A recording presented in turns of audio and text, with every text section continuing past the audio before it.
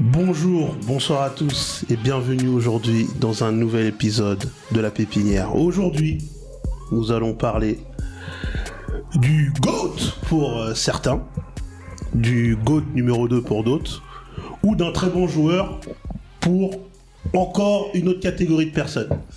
Avec moi aujourd'hui, Nabil Chetab. Bonjour, comment ça va, Nabil? Bonjour Francky, écoute ça va, je pouvais pas, impossible pour moi. Merci pour cette intro. Il te fait faire des choses un peu, comment dire, il t'émeut ce joueur, non? Des choses un peu humides, oui. Ouais.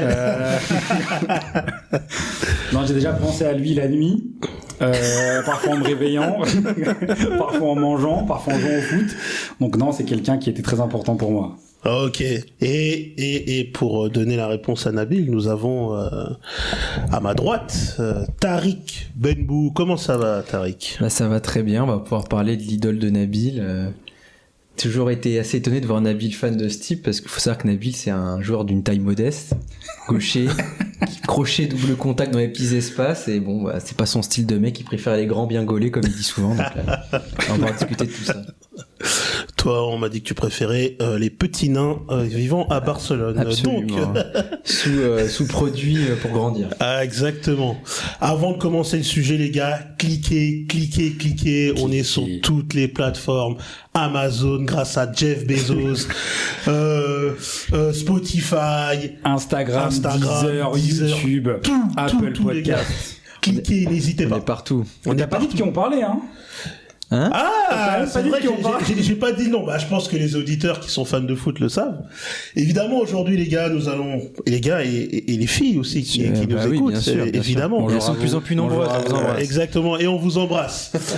Évidemment, aujourd'hui, donc, nous allons aborder le sujet de Cristiano Ronaldo après avoir fait Messi il y a quelques semaines. Donc Cristiano, donc on était tous là à regarder un peu sa Coupe du Monde. On peut même mettre ses 2 dernières Coupes du Monde assez, on peut le dire, décevantes. Ces 3 dernières, si tu veux, hein, ou les 4 ou les 5. On va en discuter. On va en discuter sur les sur celle de 2018. Il y a quand même des choses à dire, mais en tout cas celle de 2022 et celle de 2026 qui ont été assez décevantes. Après, c'est un homme de 41 ans qui a quand même fait sa carrière, donc on va revenir un peu dessus et quelle trace il a laissé dans le football. Où vous le mettez dans le panthéon du football, et est-ce que c'est véritablement où est-ce qu'on le place dans la hiérarchie du football mondial? Commencer par Nabil. Nabil, toi, alors toi tu l'as vu pendant 9 ans au Real Madrid. C'est peut-être le mec, c'est peut-être, on va dire même que c'est le meilleur joueur de l'histoire du club. De l'histoire récente, ouais, c'est sûr. Hein. Ouais. Enfin, lui, peut-être Di Stefano si on remonte, mais bon, des gens qu'on a vus sans aucun débat. Hein, Ronaldo devant tout le monde. Enfin, c'est exceptionnel pour moi. Enfin, et Ronaldo, bon, faire une ode à Ronaldo comme Tariq a fait une ode à Messi. Moi, Ronaldo, le truc, ce qui est important pour moi, c'est qu'en fait, quand Ronaldo vient au Real, il est pas obligé de venir. Il a Manchester qui est un meilleur club, enfin une meilleure équipe à ce moment-là. En 2009, c'est vrai. En 2009. Et il sort de 2 finales de Ligue des Champions, dont une gagnée, un Ballon d'Or. Le Real, il faut savoir que le Real, année 2000, c'est un club qui est assez moribond. Hein. C'est un club qui se fait sortir 5 fois d'affilée en 8e de Ligue des Champions. Il y a le Barça qui commence à lui passer devant à tous les plans, au niveau du foot, au niveau de l'institution, au niveau de l'image. Il y a Messi qui émerge. Le Real commence à être un club un peu déclassé. Ouais, mais est-ce que dans l'imaginaire collectif, alors certes à ce moment-là Manchester est un meilleur club que le Real, mais ça reste quand même le Real, même si ça reste. Mais c'est pour ça qu'ils ont réussi à l'avoir. Oui. Mais ils ont pas eu que lui à ce moment-là. Non, mais genre tu regardes ce qu'il ramène. Hein. Non, mais le Real à un moment, il récupérait un jeune de River Plate, t'avais genre des Ruud van Nistelrooy avant, il y avait des Van der Vaart, t'avais des Robben, des Schneider. C'est pas les Robben Schneider qu'on a connus après, hein. Alors, Schneider, il arrive de l'Ajax. Il y avait déjà Ramos. Ouais, mais c'est quand même la même année. Il y a quand même Kaka qui arrive, il y a Benzema qui arrive, il y a Xabi Alonso, Arbeloa, Esteban Granero. Le bâtard. Non, mais voilà. Il y avait Carvalho, hein. Carvalho. Et je me demande s'il n'y a pas, comment il s'appelle le défenseur central, là aussi, là. Raoul Albiol aussi, Arbeloa. Non, il y a quand même un gros recrutement cette année, en 2009. Toi, Tariq, par rapport, quelle relation t'as à Cristiano Ronaldo, toi? Alors, en fait, à l'origine, j'aimais bien Ronaldo, moi. Au tout début. Parce que moi, je le découvre, je pense, comme nous tous ici, peut-être en 2004, moi, c'est l'Euro. Et après, il a Manu, et moi, j'aimais bien Manu. Plus que Arsenal et tout. Et en fait, ce qui me l'a rendu, parce qu'après, je l'ai haï, hein. Ce qui me l'a rendu détestable, c'est la comparaison avec Messi. Tous les fans de Ronaldo qui utilisaient tous les moyens les plus, toute la mauvaise foi de l'univers pour le comparer à Messi. Et ça, j'ai pas supporté. Mais il y a un truc que vous niez. Vous, cher fan de Messi. Attends, je t'autorise à me couper la parole. Non, laisse-moi finir 2 secondes. Mais à la base, je l'aimais bien. Et j'étais plutôt fan de lui. C'est Messi qui m'a fait changer de camp. Mais le Ronaldo et tout de Manu et tout, moi, en 2007, quand il perd contre le Milan AC, je suis trop dégoûté. Hein. J'étais à fond pour lui. Et Rouen aussi, j'aime bien Ronaldo. Mais bon, voilà. Donc Ronaldo, mais après, oui, non, forcément, j'ai pas trop apprécié. Mais un truc que vous niez, c'est qu'en fait, il y a la comparaison du niveau des deux. La comparaison tout court. Il y a ça, mais après, il y a la comparaison, la rivalité qui s'est créée entre les deux. Vous la niez, mais vous pouvez pas la nier, les gars. Bah, alors, moi, je vais donner mon avis aussi, quand même. Parce que j'ai toujours été quelqu'un d'assez, on va pas dire neutre sur le Cristiano, mais j'ai toujours été mesuré par rapport à ce joueur. Je ne nie pas que c'est un joueur, de toute façon, qui a marqué l'histoire du foot. Et je pense que dans 50, 60, 70 ans, s'il y a encore des humains sur Terre, on en parlera. Maintenant, je pense que c'est différent de l'impact autour du foot qu'il va avoir par rapport à un Maradona ou un Pelé ou même un Cruyff. Je pense qu'il est encore en dessous. Toi, tu parles sur l'écosystème du foot, parce que genre, socialement parlant, Ronaldo et Messi en termes de stars, moi je pense qu'il n'y a jamais eu des gens aussi connus, aussi famous, dans le monde, enfin sportivement parlant. Cruyff à l'époque, c'est énorme, ça va s'étioler avec le temps. Ouais, mais il y a des mecs comme Ronaldo et Messi, ça va forcément s'étioler logiquement, mais l'impact qu'ils ont. Peut-être que nous aussi on est dans une génération qui avons grandi. De toute façon, on est toujours fan de de l'époque du foot de nos 10 ans. Nous, nos 10 ans, c'est Ronaldo, le vrai. Ronaldo le vrai, voilà. Moi, on va dire le foot de PES6. Voilà. En gros, c'était bien PES6, franchement. Ouais, voilà. Moi, j'aurais éternellement fan de C'était qui ton équipe dans PES6? L'équipe ultime? En vrai, moi, je prenais l'Inter. Hein. Tout le monde, je crois. Je prenais l'Inter. Et le Barça, et le Brésil aussi. Le Brésil, tu faisais une attaque. Tu faisait Ronaldinho, Ronaldo, Adriano, Robinho, Kaka derrière. Exceptionnel. De toute façon, c'était un cheat code. Hein. À l'Inter, avec Alvaro Recoba. On le savait. Bien sûr. Mais il y avait Ibrahimovic qui était monstrueux dans le jeu. Il était très très fort. Il se faisait effacer par Adriano, mais Ibrahimovic, c'était... Mais tu pouvais pas lui prendre la balle, Ibrahimovic, dans le jeu. C'était jamais ça de ma vie. C'était le Barça aussi. Vrai, c'est plus avec le Barça et tout, c'est ça. Oui, c'est saison 2007. Non, c'est 2006-2007. Ouais, et puis PES 2008, du coup, et après ils reprennent avec les années. C'est ça. Donc, continuons sur Cristiano. On va faire un fil de sa carrière. Donc on était au Real. On va juste faire quelques années en avant. Le Cristiano de Manchester. Alors, il arrive en 2003. Il me semble, il arrive en 2003. On sait que sur ses premières années, jusqu'à 2006, c'est un prospect. On lui voit des qualités, mais on voit aussi un peu qu'il en fait trop. Et à partir de 2006, jusqu'à son départ en 2009, là, on voit que c'est un crack. Comment vous voyez son évolution à Manchester? Parce que dans l'imaginaire collectif, il y a, le Cristiano de Manchester était plus fort, plus spectaculaire que le Cristiano du Real. Est-ce que vous sentez ça ou est-ce que pour vous c'est le même? Plus fort, non. Plus spectaculaire peut-être. Plus spectaculaire, je pense que balle au pied, genre après, plus fantasque, je dirais. Ouais. Parce qu'après, je pense que au Real, il était spectaculaire via genre sa capacité, genre à marquer, à faire des espaces, à courir, à dominer tout le monde physiquement et devant le but. C'est frappe. Et Manchester, moi, il joue à droite déjà. Donc, Au début, ouais. Il jouait pas forcément sur du coup le fait qu'il rentre pied droit et qu'il frappe. Et Manchester, c'était un peu. C'est qu'on en parlait juste avant le podcast. En fait, il avait une image un peu de kéké, Ronaldo, quand il arrive.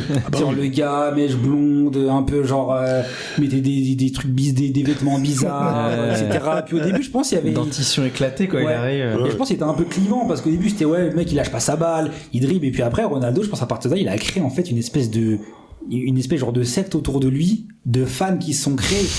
De dingue. Tous les kékés du monde. Non, mais je pense que c'est vrai. Non, mais tu regardes le nombre de gens qui mettaient les mêmes crampons que lui, qui mettaient genre la même coupe, qui retroussaient un peu les manches comme lui. On a joué au foot à cette époque. Ronaldo, il a commencé à matrixer des gens. Moi, je me souviens de certaines. Déjà, il y en a beaucoup qui ont voulu jouer ailier à cette époque-là. Donc il avait des vapeurs. Ah non.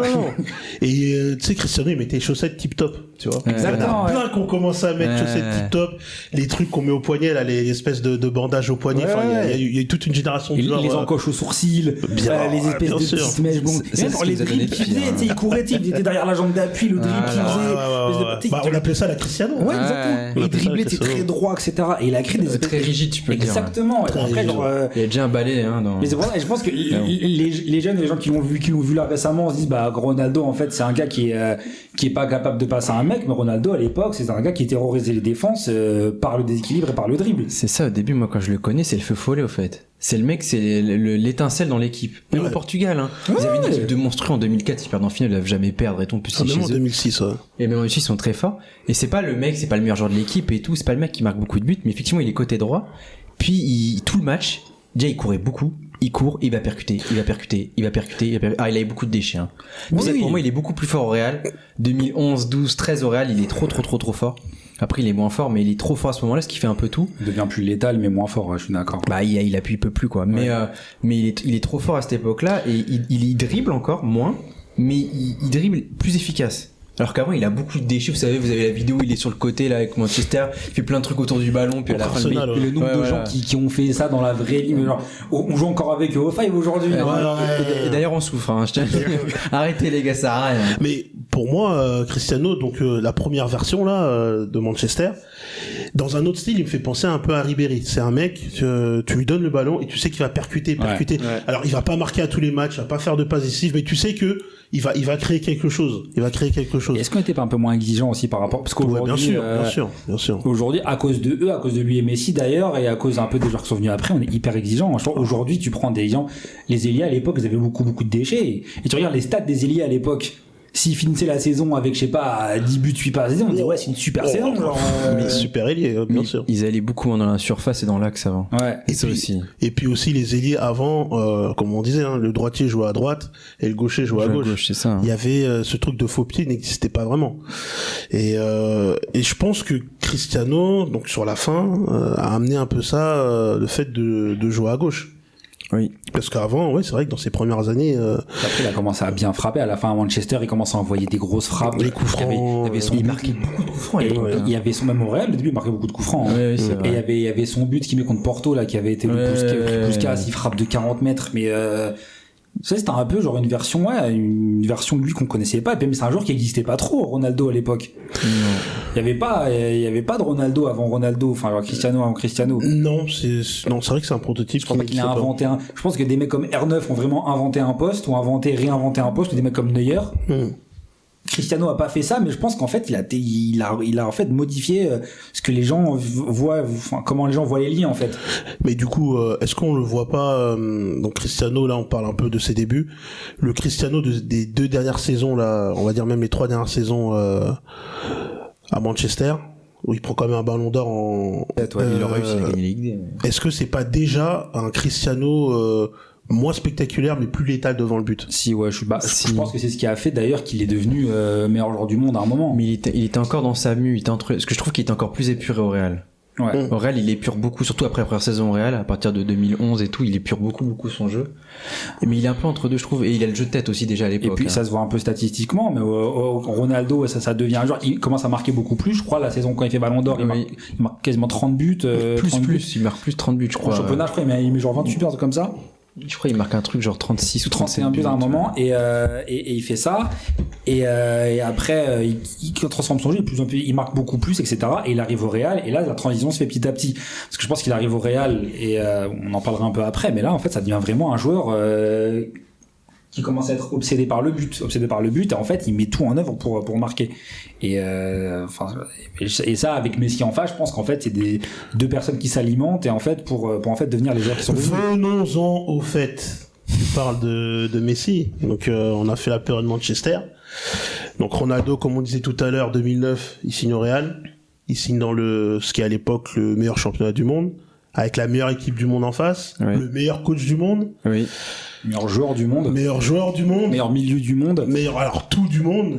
Donc là on est sur un apex du football, hein, entre 2009 et 2013. Je pense que on ne revivra plus ça. D'ailleurs on va parler de sa première partie de carrière au Real Madrid, donc jusqu'à les années Mourinho, quoi, la première année avec Pellegrini et les 3 suivantes avec Mourinho, et ce duel avec Messi. On a vécu un truc de fou là quand même. Bah, moi c'est ça en fait, le truc c'est qu'à l'époque, moi je regardais le foot, mais genre pas forcément tous les matchs, et en fait à partir de l'arrivée de Ronaldo, genre j'ai eu la carte Al Jazeera Sport, Jardin du Maroc, légal à l'époque, et je crois que j'avais payé 600 dirhams, donc 60 € l'année, et j'avais genre Al Jazeera Sport, j'avais tout le championnat sauf l'Angleterre. Ouais. Et du coup j'avais ça, et en fait j'arrive, je commence à regarder les matchs, et le Barça est trop fort. En fait, pas ça m'en dégoûte, mais en fait, je me dis, mais c'est la meilleure équipe du monde, le meilleur entraîneur du monde, le meilleur joueur du monde. Je me dis, mais en fait, et dès qu'ils jouent contre le Real, ils leur mettent des danses, mais genre, dans le jeu, au score. C'était horrible. Ligue des Champions, tout. Et vous regardez les joueurs du Real, c'est des gros joueurs, hein. Ah non, mais il y avait une grosse équipe. Et juste le Barça, c'est jamais vu. Et je me dis, mais c'est pas possible. Je pense que c'est peut-être la meilleure équipe de l'histoire. Enfin, on avait parlé dans l'épisode du gars. Je pense d'assez loin. Peut-être la meilleure équipe de l'histoire, au niveau des résultats, au niveau du jeu. Et là, Ronaldo arrive. Il arrive pour 94 millions, qui est le plus gros transfert à l'époque, de très très loin, parce que le deuxième c'était Zidane à 75 millions. Ouais. Donc il met quasiment 20 millions, c'est énorme. Et à l'époque, on se dit, mais c'est énorme. Et il arrive au Real.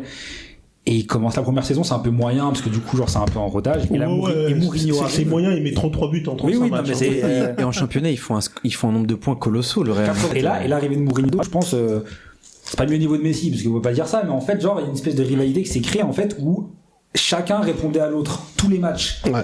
T'avais les équipes autour d'eux, en fait, tout le monde est devenu genre hyper fort, c'était le pic de tout le monde autour de Ronaldo et Messi. Et puis il y avait une animosité, Mourinho, quand il arrive, j'allais dire, c'est presque lui la plus grosse star du Real. Est-ce que t'as regardé le doc sur Mourinho? J'ai vu juste des extraits. Ah, franchement, faut le regarder. Ouais. En fait, la partie où il parle du Real, en fait, il explique pourquoi il fait ça. Et franchement, les auditeurs, allez voir sur Netflix, franchement, c'est... Mais c'était exceptionnel, parce que pour ceux qui n'ont pas connu ça, aujourd'hui, parfois, il y a des petits trucs, là, pendant les classicos, t'as Bellingham qui caresse la tête de Pedri, des trucs comme ça. À l'époque, mais c'était des trucs de dingue. Messi, il est par terre, ça lui marche sur la main. Pedro, il marche sur la jambe de pauvre Marcelo. Enfin, ça s'arrache dans tous les sens, ça finit en bagarre. C'était un terroriste à l'époque. Il était recherché par Interpol. Il avait une fiche, c'était une animosité. Ramos, écoute toujours aiguisé. Non, mais c'était, mais tous les matchs, et Puyol, dès que Ronaldo touchait la balle, il touchait jamais le ballon, Puyol. Ouais. Il l'arrachait direct. Le Mascherano, s'il peut, faut y jouer. C'était d'une animosité sur le terrain qui était dingue. Il y avait, dans les médias, partout, quoi. Il y avait une électricité avant les matchs. On attendait on cochait dans le calendrier les classicos.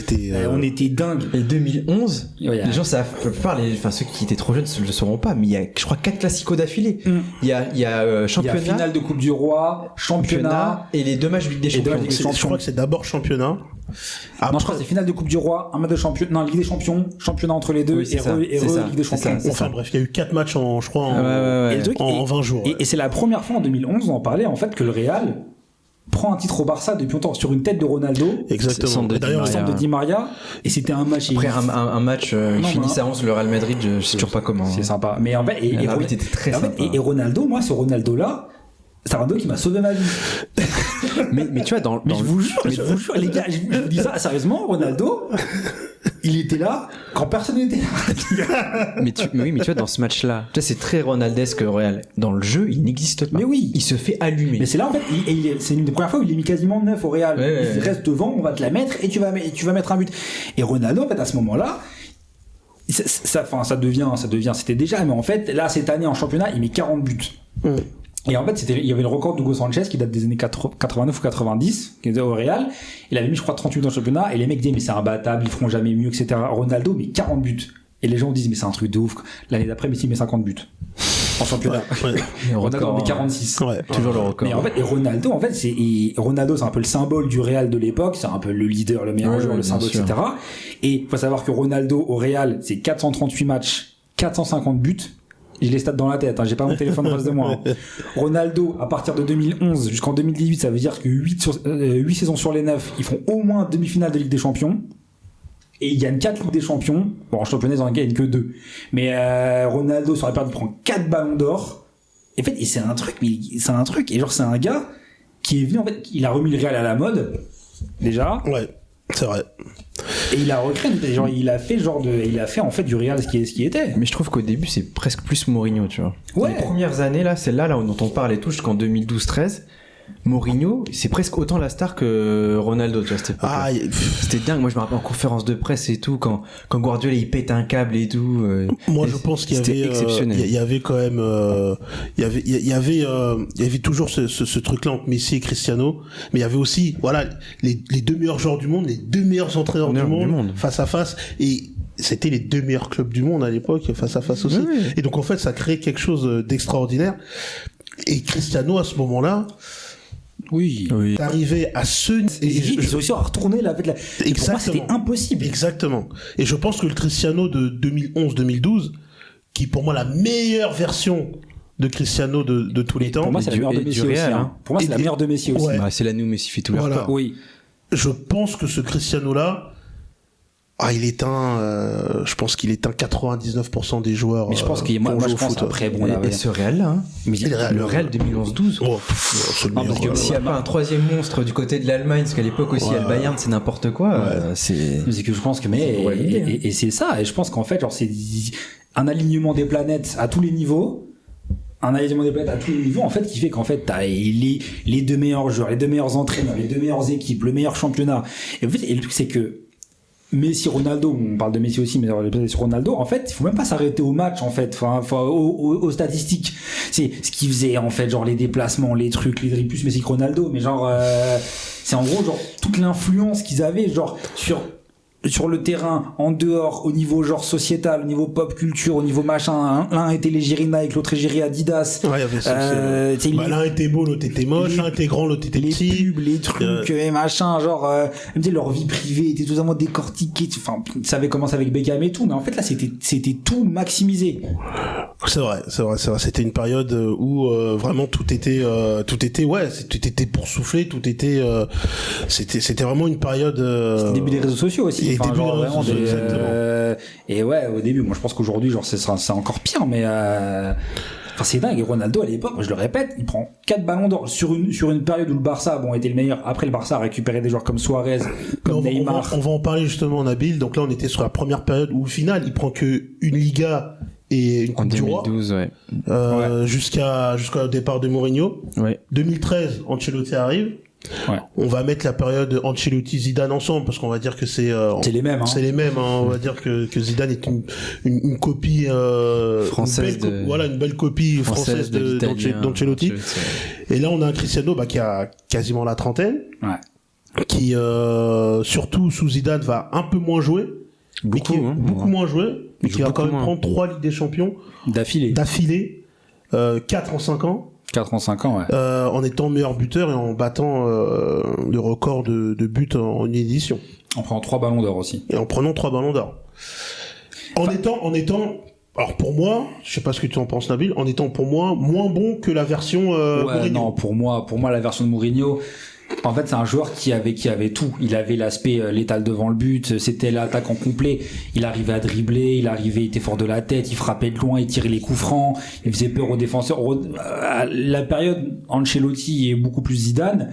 Bon, c'est un joueur encore plus Zidane, je trouve, qu'Ancelotti. Il connaît son rôle. Et je pense que Ronaldo, en fait, là où il a été très intelligent, c'est qu'en fait, à un moment, il a su qu'il avait plus le niveau de faire ce qu'il faisait avant. Et en fait, je pense qu'il y avait une espèce de contrat entre lui et ses coéquipiers qui était meilleur que lui, balle au pied.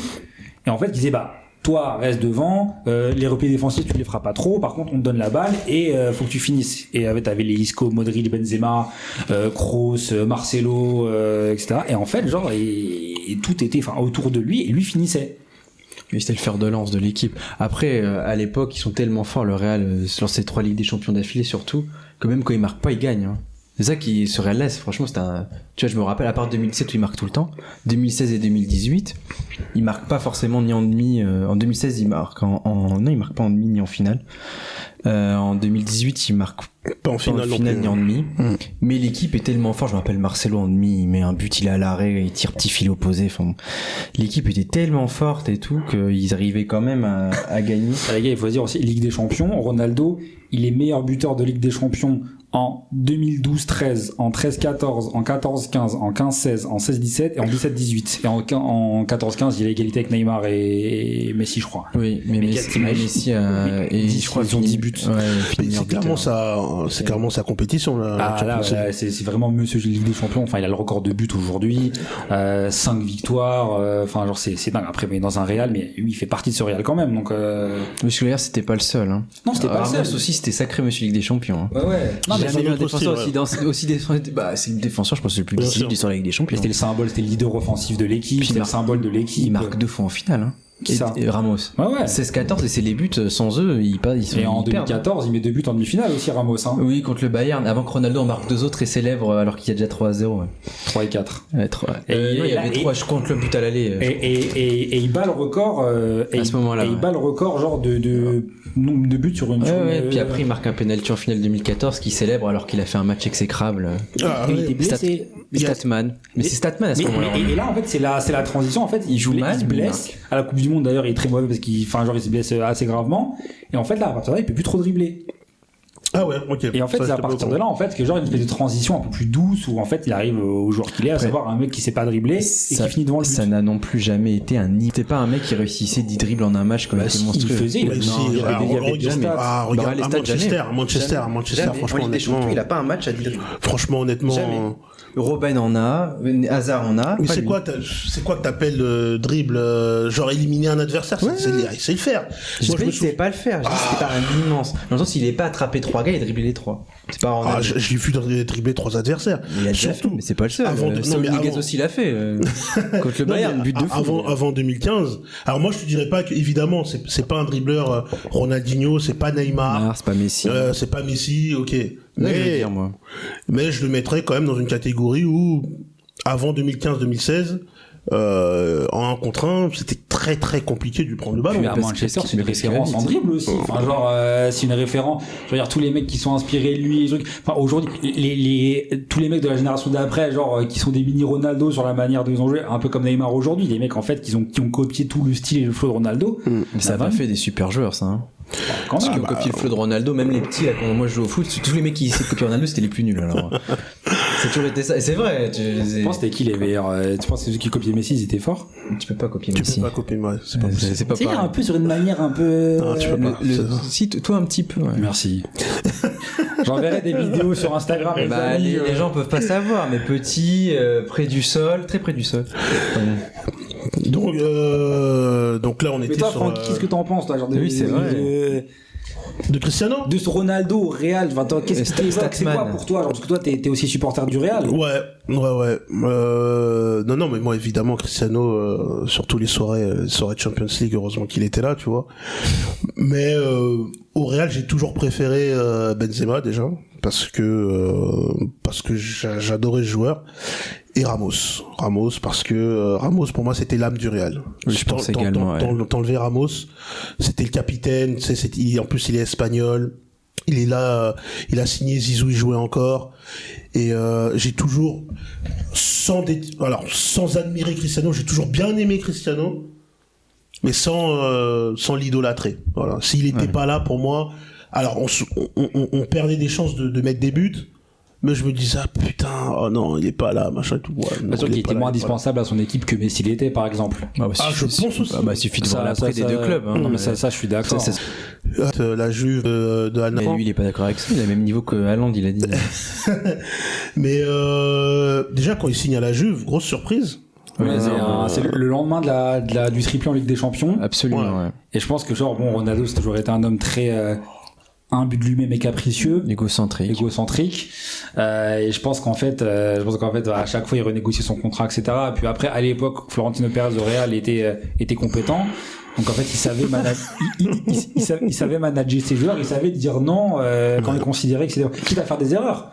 Mais il savait à un moment dire si t'es pas d'accord, tu te casses. Moi je crois que Cristiano, il a reconnu à demi-mot, je pense qu'il va le reconnaître bientôt, qu'il a regretté d'avoir signé à la Juve. Ah mais c'est clair. Mais en plus à l'époque en fait il est sur le toit du monde, ça n'a pas de sens. En fait il est triplé en Ligue des Champions. C'est un truc qui a jamais été fait dans l'histoire. Depuis les années 50 ça n'a pas été fait, enfin depuis les 70 ça n'a pas été fait. Il a aucun intérêt à partir là-bas en fait pour des questions d'ego parce qu'en fait il veut le même salaire que Messi ou il veut être aligné par rapport il dit je m'en vais. Et Florentino Pérez les deux fois il lui dit non on prolonge, il lui dit si t'es pas content casse-toi. Et il a dit quoi j'y vais. Et au final quand il a vu qu'il était sérieux c'est une histoire de qui a la plus grosse quoi. Mais ouais c'est ça, mais je pense que Cristiano est plus complexé que largement par Messi que Messi par Cristiano. Je crois que Messi en a rien à foutre. Non, je pense pas. Non, je pense pas. Je pense qu'il en a rien à foutre. Non, je pense pas. Je pense qu'il s'est nourri. Il s'est nourri de cette rivalité. Pas dans le sens comme ça, mais il est pas complexé dans le sens. Pourquoi il gagne les ballons d'or, Ronaldo, Messi, il vient à la cérémonie. Il dit tu vas venir, il dit oui, j'aime bien les petits fours. Ronaldo, quand même, c'est Modric qui le gagne, il y va pas. Il était occupé. Il y va pas. Alors, Ronaldo, c'était lui, et d'ailleurs, Carval l'avait dit, mais Ronaldo, de toute façon, il n'y a pas grand monde qui l'aimait vraiment. Non, mais je pense, c'est Ronaldo, c'était lui. Je pense que Ronaldo. Il a dit ça? Oui, c'était après Modric, je pense. Je pense que Ronaldo, il avait une espèce de truc, en fait. Ils disaient, on faisait tout, il est ingrat. Ils étaient pas forcément copains, mais c'était en mode vas-y, c'est le boulot, on te met les ballons et tu marques. Je pense que Messi avait un truc un peu, mais genre c'est pour ça qu'il a réussi à fédérer l'Argentine autour de lui. Messi, c'est un peu on va t'amener, etc. Je pense que Ronaldo a pas trop ce côté fédérateur. Il a eu en 2016 au Portugal un peu, mais on parlera tout à l'heure de la sélection. Messi, pour l'occurrence, il a fédéré les petits qui étaient fans de lui quand ils l'ont vu, tu vois, il y avait ça aussi. Il fédérait pas quand c'était les gars de son âge. Il a su laisser sa place, il a su guider les gens, etc. Je pense que sans forcément pas être complexe, t'as raison. T'as raison. Moi, je pense que c'est deux joueurs qui sont nourris en fait de la rivalité. Je pense si des mecs se mettent autant à marquer, autant à performer, autant à stater, etc. en même temps, au même championnat, quand même. Mais Ronaldo, c'est la différence, c'est que c'est maladif. Et donc quand il demande le même salaire, et toujours quand il y a un mec qui dit mais si je pense qu'il est meilleur que toi, il fait tirer une tête, t'as l'impression qu'on vient d'insulter sa mère. Enfin, il le vit toujours très mal à mon avis. Là où Messi le vivait. Cristiano ne s'est pas terminé depuis 2019-2020. Oui, je pense. C'était un long déclin. C'était un long déclin parce qu'au final, il va dans un club, la Juve, qui 2 ans avant fait finale Ligue des Champions. Quand il mais je pense. Si 2007, c'est qu'ils sont en finale. Je pense que lui aurait pas dû aller à la Juve. Et je pense que la Juve aurait pas dû le prendre. Mais je pense surtout parce que ça a commencé à être le déclin de la Juve. Exactement, aussi. Parce que il participe. Je pense je pense que le fait de le prendre, lui après, il arrive, il prend ce championnat, il est meilleur buteur de Serie A. Mais c'était déjà champion avant. Non mais peut-être. Non mais genre je crois il met 101 buts. Il met 101 buts à la Juve, je crois, 108 matchs. Genre sur 3 ans, enfin sur 2 ans et demi. C'est quand même. Après on parle de Ronaldo, mais je pense qu'en fait en Ligue des Champions ça passe plus. L'équipe est moins bonne, genre il y a un peu moins de. Son dernier bon match au final en Ligue des Champions, c'est Remontada contre l'Atlético. Contre l'Atlético quand il met le triplé, c'est 2019. Après à Manchester il avait pas mal de stats en Ligue des Champions, mais ça c'était en poule, ça n'a rien à voir. Mais après et c'est un peu. 101 buts en 134 matchs. Ouais c'est ça. Et c'était un peu Ronaldo il arrive à la Juve, bon on regarde la Juve parce qu'on est obligé. Mais le maillot est pas beau, et c'est la Juve, c'est pas le Real. Les joueurs autour sont moins bons. T'as Allegri entraîneur, après t'as Pirlo entraîneur. Le maillot est moins beau. Ça prend pas. Tu vois, moi je pense que s'il aurait dû signer dans un club en Italie, je pense que Cristiano c'était plus le Milan, tu vois. Ouais. Un grand Milan, tu vois. Je te parle pas du Milan, mais au niveau de la classe, au niveau du standing, tu sais, la Juve ça a toujours été un peu rugueux, russe, défensif, tout ça. Le Milan c'était plus les paillettes. Tu vois, et je pense qu'il aurait été mieux dans un club comme le Milan, je suis d'accord. voire peut-être même l'Inter.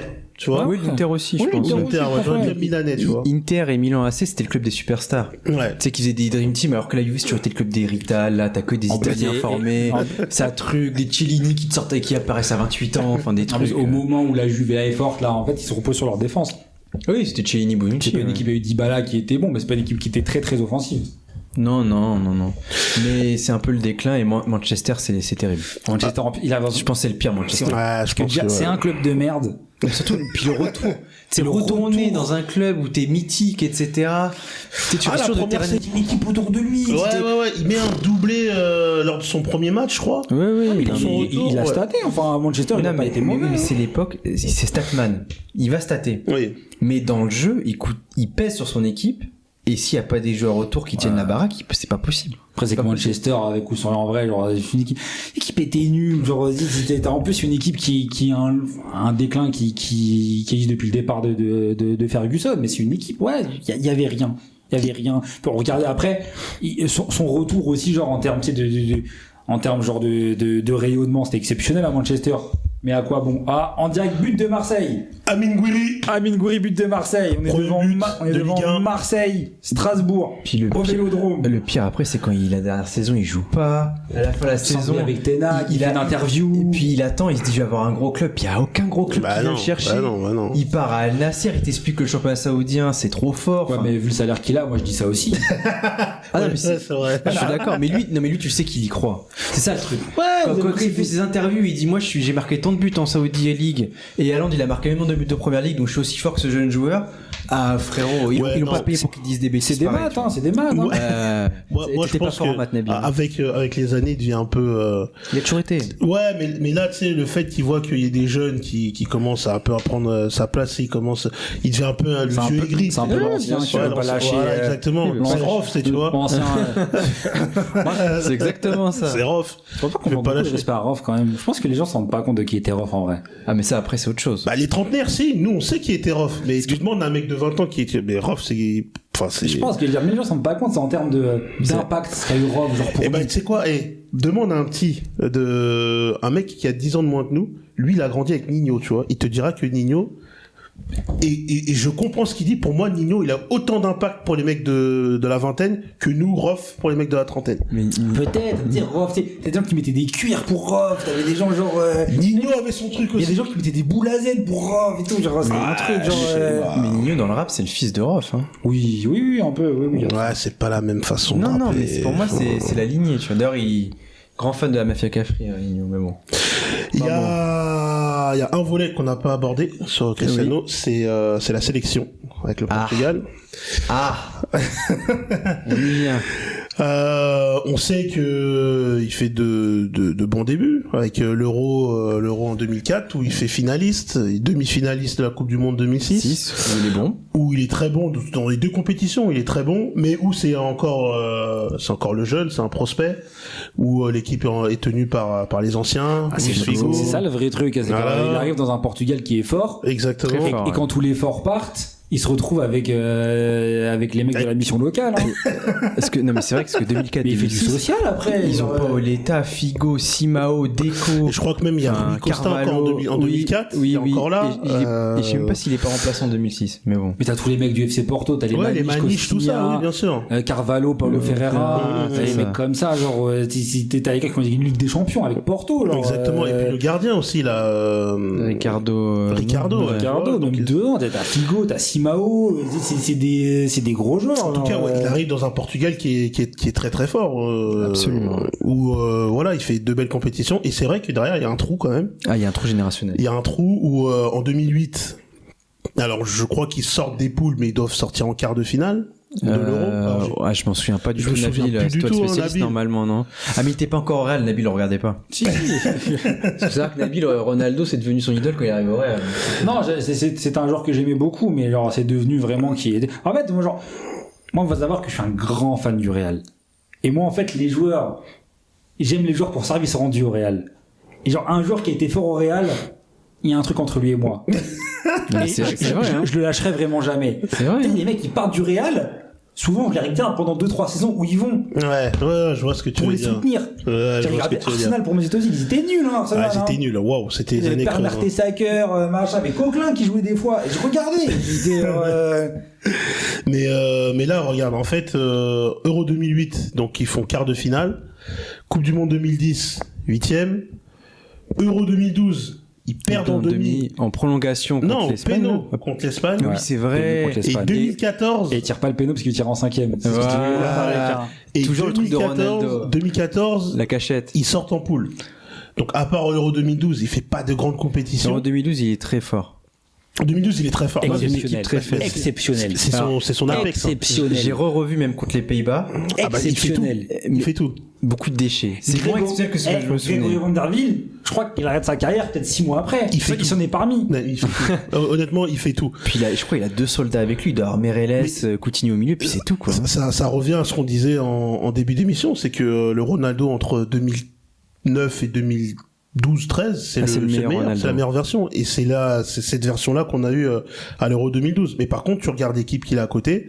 Il y a des joueurs, t'as peur, hein. Ah ouais, non, il y a beaucoup, c'est des joueurs très faibles. Je sais plus qui est qui en pointe. Mais il y a personne. Il mettait genre Almeida, il mettait parce qu'il y a Nani. Je sais même pas s'il est en 2016. Il joue en 2016, Nani? Si, bien sûr. Ah, on va arriver en 2016 tranquillement. Ah oui, non, il joue 2016. Nani, non, mais en 2016, pardon, en 2012. Non, je sais que Nani, il est aussi décisif que Ronaldo en 2016. Et là, on en vient à son grand fait d'armes où il dira que gagner un euro est plus dur que gagner une Coupe du Monde. Il le dit depuis qu'il n'a pas gagné la Coupe du Monde. Oui. Il disait pas. Les gars, rapidement les gars, j'ai 2010. 2010, genre le match entre l'Espagne et le Portugal qui disqualifie le Portugal. Les gars, j'ai l'équipe sous les yeux. Au goal, c'est Eduardo Bruno. 2010. Non, Eduardo, Bruno Alves, Ricardo Carvalho, Simao, Pepe, Hugo Almeida, Ricardo Costa, Fabio Contrao. Il y a un mec qui rentre, il y a Dani qui rentre, il y a Liedson qui rentre, il y a Pedro Mendes qui rentre. Ouais, non, qui sont ces gens? Qui sont ces gens? Mais attends, c'est largement mieux qu'après, hein. Quoi? C'est largement mieux qu'après, ça. Oui, c'est 2010, hein. Mais encore ça, mais il perd que 1-0 contre l'Espagne, c'est but de Villar. Ouais, non, mais t'imagines? Bien sûr. L'Espagne en face, vous connaissez l'équipe, je vais pas vous la citer. Non, mais je suis d'accord avec toi. Non, mais sur ça, je suis d'accord avec toi. Mais 2012, c'est un pire, je crois. Non, mais t'as quand même. Il y a un peu. T'as Raúl Meireles, t'as Moutinho, t'as Miguel Veloso, t'as Nani, t'as Pepe toujours. C'est juste, mais c'est 2014 ou c'est hardcore? Non, 2014, c'est terrible. Il y a un trou de 8 ans. Il y a un trou de 8 ans jusque. Et c'est là où il est le meilleur. Ouais, c'est là où il est le meilleur. Jusqu'à l'Euro 2016. Donc là, il gagne. Sanchez, Adrien Cédric. Mais c'est pas son meilleur rôle, loin de là, Ronaldo. Hein. Non, mais très bon. Il sauve quand même en poule contre la Hongrie, je crois. Il met un doublé, il met une talonnade exceptionnelle, il met un but, il fait une passe décisive. Contre le Pays de Galles. Passe des buts. Mais et on gagne. Contre la Croatie, parce que c'est le gros match, la Croatie avant la finale. C'est qui fait la différence? C'est pas lui, c'est Quaresma. C'est Nani. Non, mais il est très. Contre la Pologne, il fait un match, je me rappelle, il rate des reprises de volée aux 6 mètres. Il fait des trucs. Regardez contre la Pologne. C'est quand même dégueulasse. C'est quand même le premier et seul jusqu'à l'heure actuelle gros trophée du Portugal. On compte pas la Ligue des Nations. Après les gars, je pense que Ronaldo Max quand il dit ça vaut plus une Coupe du Monde parce que bon, il a pas gagné de Coupe du Monde, mais je pense que pour un pays comme le Portugal, qui footballistiquement est un pays de merde. Je suis pas d'accord avec toi. Ils ont une demi-finale de Ligue des Champions de Coupe du Monde en 66. Ouais, c'est vrai. Oui. Tu parles au niveau des sélections. Sélection. Ouais. C'est vrai que ils en ont une aussi en 2006. C'est pas avec lui. Lui, c'est un passager dans le train en 2006. C'est pas. Ils ont eu la génération avec les Figo, tout, etc. Le Costa, où c'était un peu genre la meilleure équipe du Portugal. C'est cette génération-là qui l'emmène. Exactement. Et après, mais genre le Portugal. Avant, c'est vrai qu'il y a rien. Sur la carte du football, c'est rien. Au niveau européen. Mais je te place peut-être 8 équipes devant. Ils se font voler et tout plusieurs fois. 8 équipes devant, je te mets. Mais non, mais c'est pas vrai que pour le Portugal, ça vaut une Coupe du Monde. C'est pas vrai. Non, ça vaut pas une Coupe du Monde. Mais pour un. Ça vaut pas une Coupe du Monde que pour la France, par exemple. Pour un pays comme le Portugal, mais je pense que c'est comme la France quand ils prennent genre l'euro 84, pour eux c'est un truc de ouf. Ouais, et c'est à peu près la même chose. Ça valait pas une Coupe du Monde. Ça vaut pas une Coupe du Monde. On le sait. Ça vaut pas, c'est même pas comparable. Mais c'est pas comparable, genre pour un pays qui n'a rien connu. Mais arrête, essaie de sauver ton gars. Mais non, mais c'est vrai. Mais t'as pas là où je suis d'accord avec Nabil, c'est que le Portugal avant le 21e siècle, en fait, c'est demi-finale en 66, sinon c'est rien. Il y a rien du tout le Portugal. Ils sont venus en 66, je suis d'accord si tu veux. Mais ils ont aussi des euros, ils sont bons et tout, si tu veux, on peut aller par là. Tu parles de l'euro gagne la France et il gagne contre le Portugal en demi.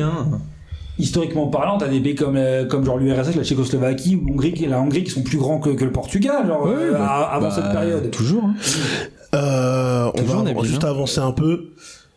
On va balayer donc les euros 2021, les euros 2024 où le Portugal a été insignifiant. Meilleur buteur all-time de l'euro, Ronaldo. Ouais, alors ça c'est vrai, meilleur buteur all-time de l'euro, ça c'est vrai. C'est vrai que c'est sa compétition. Et c'est lui qui a le moins de matchs dans l'histoire de l'euro. Parlons quand même. Ils en ont 3 fois plus que tout le monde.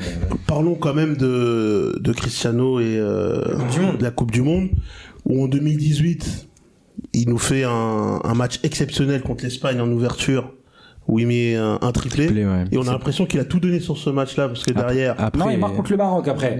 Il met peut-être contre le Maroc. Et le triplé contre l'Espagne, il y a le coup franc qui est exceptionnel, mais 2 autres buts. Et coup franc. Merci derrière. 87e minute. Merci derrière. Faut le faire. Faut le faire. Je peux te dire. Et juste avant, je me rappelle, juste avant ce match, t'as Maroc-Iran. Ouais. Et le Iran, etc. Ils font le numéro 9. Ils font rentrer pour marquer un but. Il y a un corner pour l'Iran. Et il marque contre son camp. Il lui une tête plongeante contre son camp. Oh là là. Mais la tête, elle appuie. Hein. Oh là, c'est terrible. Je me rappelle, j'étais avec ma mère. Ta mère n'a pas compris. Ma mère, regardez, ma mère, après, à la fin du match, elle est partie dans sa chambre pendant 2 heures. Ah waouh. Parce qu'en fait, le choc était tel. Aujourd'hui, les petits, ils vont du Maroc, ils sont forts, mais à l'époque, non, mais c'était terrible. C'était un maillot Adidas tout pourri d'Intersport. Oui, les maillots Adidas neutres. Oui, c'est ça, mais tu as acheté un Intersport. Maillot à 29 €, là. Exactement, et puis tu rajoutes le logo. Pour 7 €, tu rajoutes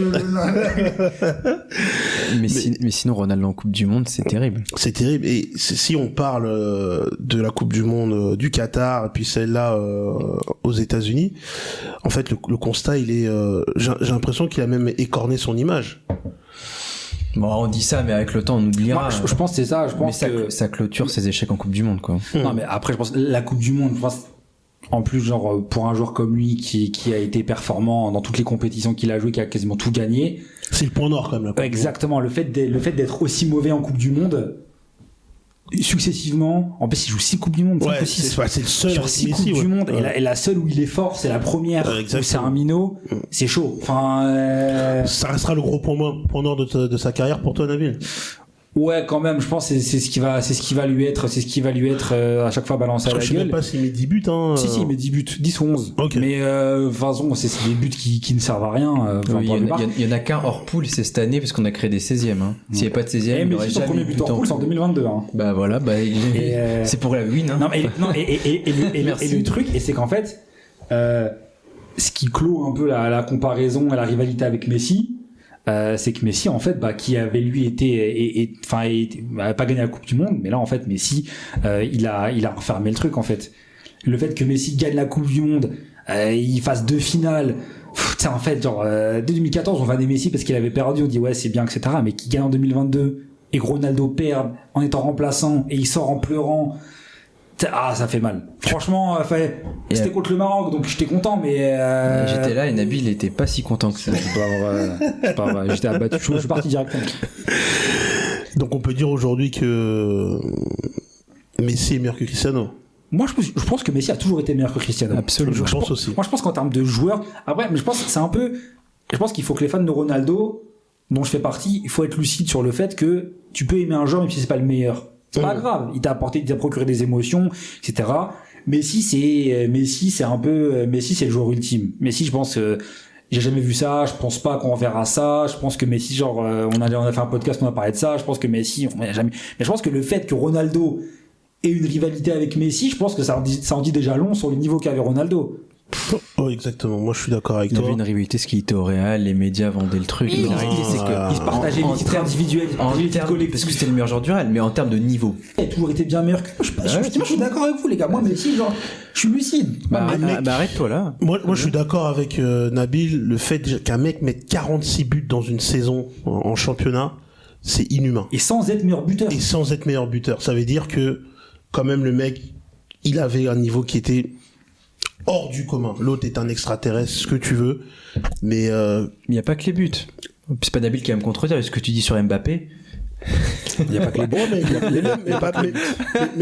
Mbappé, je fais exprès, je rallume la mèche entre Francky et Mbappé met pas 46 buts en championnat, tu vois. Non, mais il a mis combien de buts cette saison? Il est meilleur buteur. Ouais, il en met 25, 26, tu vois. 25.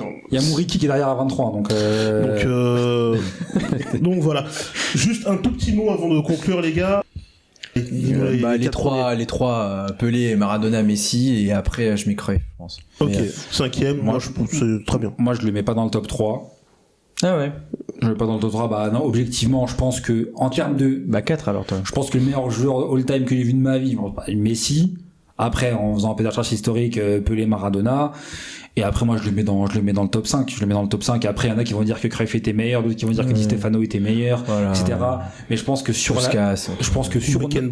notre génération, en tout cas, c'est sans appel. Enfin, il y a lui et Messi. Et, je pense, aujourd'hui, on réhabilite un peu Neymar, etc., machin, mais je pense que, Neymar, moi, je pense que, il est même pas top 3 au Brésil, Neymar. Donc, je pense, all time. Il est pas top 10 au Brésil, il est pas top 15 au Brésil. Alors, peut-être top 10, mais même pas top 5, je t'en mets 10 devant lui, pas top 10, facile. Ah ouais, non, mais je suis d'accord avec vous, les gars. Les mecs ont 5 Coupes du Monde. Ouais, non, mais je suis d'accord avec vous. Des joueurs légendaires qui ont fait des vrais trucs. trucs. Pas gagné la Coupe du Monde et qui sont devant lui. Je suis d'accord avec vous, les gars. Non, mais. On peut pas parler de Neymar parce qu'on peut repartir sur une heure. Non, mais c'est que t'as déjà. Et je pense que, fait 52 minutes, Francky. J'ai le chrono sous les yeux. Et c'est comme vous avez le Caris là. Quand il dit ça fait déjà 1 minute 43. Ah putain, le freestyle de sur ce Caris. morceau, Bon, c'est 1 minute 40. Bouscaris 1, mon gars. Oh là là, il est trop fort là-dessus, gros.